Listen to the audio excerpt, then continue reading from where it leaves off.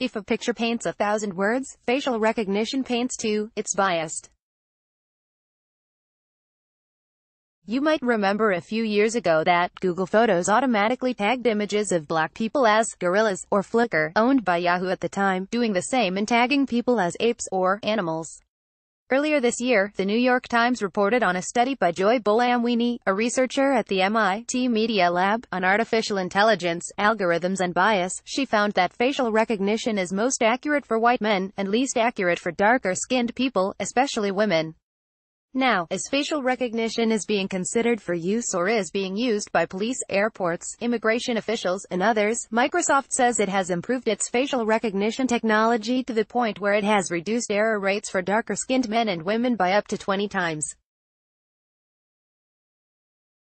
For women alone, the company says it has reduced error rates by 9 times. Microsoft made improvements by collecting more data and expanding and revising the datasets it used to train its AI. From a company blog post Tuesday, the higher error rates on females with darker skin highlights an industry-wide challenge. Artificial intelligence technologies are only as good as the data used to train them.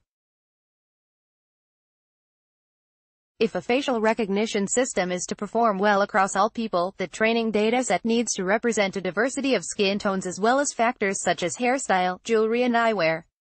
In other words, the company that brought us Tay, the sex-crazed and Nazi-loving chatbot, wants us to know it is trying. It's really trying. You might also remember that Microsoft took its AI experiment Tay offline in 2016 after she quickly began to spew crazy and racist things on Twitter, reflecting the stuff she learned online.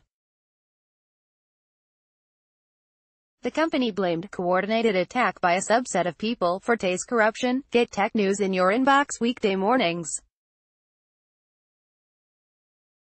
Sign up for the free Good Morning Silicon Valley newsletter. In related news, IBM announced Wednesday that it will release the world's largest facial dataset to technologists and researchers, to help in studying bias. It's actually releasing 2 datasets this fall, one that has more than 1 million images, and another that has 36,000 facial images equally distributed by ethnicity, gender and age.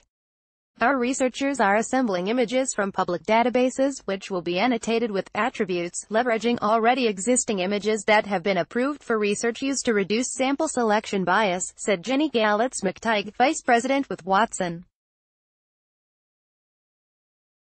Big Blue also said it improved its Watson visual recognition service for facial analysis, decreasing its error rate by nearly tenfold, earlier this year.